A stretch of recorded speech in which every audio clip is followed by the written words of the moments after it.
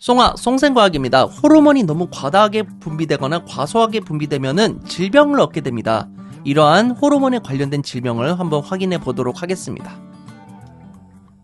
자, 호르몬 관련 질병에 대해서 살펴보도록 할 텐데, 우선 호르몬은 매우 적은 양으로도 큰 효과를 나타냅니다. 조금만 분비돼도 이러한 기능들을 조절을 할 수가 있는 건데요. 문제는 호르몬이 너무 많거나 적게 분비되면 우리 몸에 여러 가지 이상현상이 나타나게 됩니다. 우리가 알고 있는 인간의 뼈에서 약간 이렇게 턱이 너무 자란 것도 확인할 수 있는데, 이런 거는 말단 비대증 환자의 대표적인 예라고 볼 수가 있습니다. 우리 몸의 증상을 통해서 어떤 호르몬이 결핍이 일어나는지를 한번 생각을 해보면서 정리를 해볼 텐데요. 자, 생장 호르몬이 결핍이 된대요. 키가 정상인에 비해서 매우 작다고 합니다. 어떤 질병이냐면은 소인증입니다. 생장 호르몬이 너무 적으니까 생장을 못하겠죠. 그래서 소인증이라고 보면 되고요. 키가 한 120에서 140 정도 된다고 합니다. 생장 호르몬이 과다하게 분비될 경우에는 키가 정상인에 비해서 매우 커지게 되는데, 이런 것을 보고 우리는 거인증이라고 합니다. 너무 많이 커지게 되고요. 진짜 심하게 크는 사람은 2m 50 이상 정도 자라게 된다고 합니다. 소인증과 거인증 같은 경우는 성장기에 이루어지는데, 성장기가 끝나고 나서 말달 비대증이 발생하기도 합니다. 인체의 말단이 커지는 겁니다. 예를 들어서 얼굴 모습에서 턱이 너무 자란다든지 손발이 두꺼워진다든지의 특징이 나타나게 됩니다. 자, 항인용 호르몬이 결핍이 됩니다. 오줌을 싸는 걸 억제하지 못한다라는 거죠. 그러면은 몸속에서 수분이 너무 많이 나가게 될 거예요.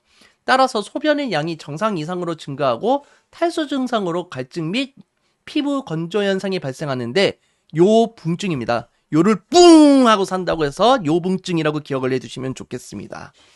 자, 티록시근이 결핍이 되면은 쉽게 피로해지고 추위를 잘 타며 체중이 증가하게 됩니다. 따라서 갑상생 기능 저하증입니다. 티록신이 제대로 분비가 되지 않는다는 것은 갑상생이 지금 기능을 제대로 하지 못한다는 거겠죠. 그래서 갑상생 기능 저하증이라는 용어를 쓰게 되는 거고요. 티록신이 너무 과다하게 분비되면은 갑상생 기능 항진증에 걸리게 됩니다. 맥박이 빨라지고 더위를 잘 타고 눈이 돌출되고 체중이 감소하게 됩니다.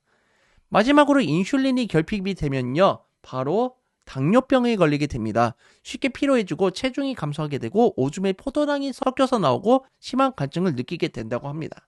자, 그러면은 각각의 증세를 다시 한번 보도록 할 텐데요. 거인증은요, 뇌하수체에서 이상이 발생하는 겁니다. 성장 호르몬이 과다하게 분비가 되는 거고, 이 친구 같은 경우도 2m 72cm까지 자랐죠. 엄청나게 크게 자랐다는 것을 알 수 있고, 심지어 좀 어린 나이에 죽었습니다. 제가 알기로는 22살에 죽었는데 좀 많이 안타깝죠. 자, 말단 비대증 같은 경우도 뇌하수체에서 이상이 생긴 겁니다. 생장 호르몬이 과다하게 분비돼서 나타난 건데, 턱이 너무 많이 자라는 말단 비대증이 나온다든지 손이 두꺼워진다든지 이런 것들을 볼 수가 있겠습니다.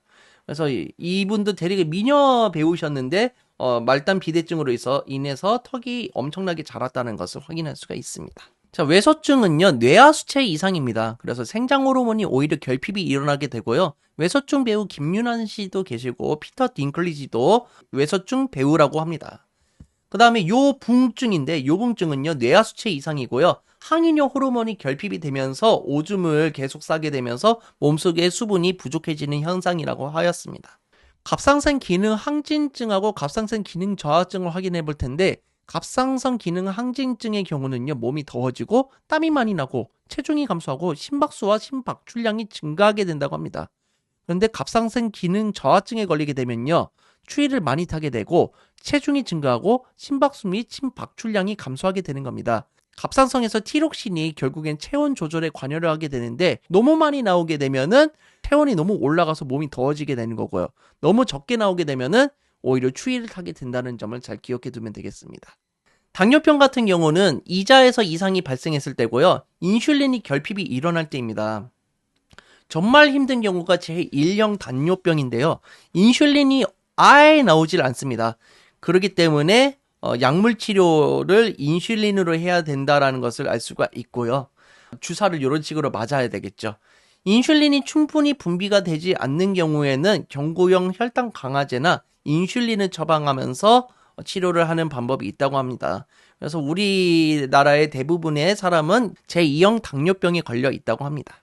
그러면은 호르몬에 관련된 모든 문제를 다시 한번 정리를 해보도록 하겠습니다. 내분비샘에서 만들어져 특정 세포나 기관으로 신호를 전달하여 몸의 기능을 조절하는 화학물질을 뭐라고 한다고 했었습니까? 그렇죠. 호르몬이라고 한다. 기억해 두시기 바라고요. 자, 호르몬은 땡땡에서 혈액으로 분비된다. 호르몬이 분비되는 곳이 어디라고 했었습니까? 그렇죠. 내분비샘이었죠. 그리고 혈관을 따라 이동한다. 기억을 해두시길 바라고요. 호르몬은 신경에 비해서 전달 속도가 매우 느립니다. 그리고 작용 범위가 넓다고 했었고요. 효과의 지속성이 크다고 했었습니다. 그래서 호르몬 주사 같은 걸 잘못 맞으면은 인체에 큰 변화가 오기 때문에 되게 조심해야 된다라는 것을 기억해 두셨으면 좋겠습니다. 특정 호르몬의 작용을 받는 기관을 보고 우리는 표적 기관이라고 합니다. 그러면 특정 호르몬이 작용을 받는 세포는 뭐죠? 그렇죠. 표적 세포라고 하는 것도 기억을 해두시면 좋겠습니다. 호르몬의 특성으로 옳지 않은 것은 답은 몇 번일까요? 내분비샘에서 생성되는 거 맞죠? 혈액에 의해 표적기관으로 운반된다. 맞습니다. 그리고 일반적으로 신경보다 신경 전달 속도가 느리죠. 신경은 전기 신호로 가지만 호르몬은 혈액의 액체로 운반이 되기 때문에 느리다는 것을 확인할 수 있습니다. 그리고 체내에서 합성되지 않으므로 음식물로 섭취해야 된다? 아닙니다. 그 음식물로 섭취를 할 수가 없기 때문에 호르몬 주사 같은 걸 맞아야 됩니다. 그래서 치료도 되게 쉽지 않다라는 걸 알 수가 있고요. 미량으로 생리작용을 조절하고 있고 결핍증과 과다증이 있다. 이런 것들 확인할 수가 있었습니다. 자, 다음 이 시간에는 신경과 호르몬의 조절을 통해 우리 몸에서 일어나는 향상성 유지 기능에 대해 알아보도록 하겠습니다. 우리 몸은 체온도 유지돼야 되고 혈당량도 유지가 돼야 되고 수분량도 유지가 돼야 됩니다. 어떠한 방법으로 유지시킬 수 있는지 같이 한번 다음 시간에 알아보도록 하겠습니다. 자, 이 영상이 즐거우셨으면 좋아요, 구독하기 부탁드리겠습니다. 여러분 감사합니다. 송바.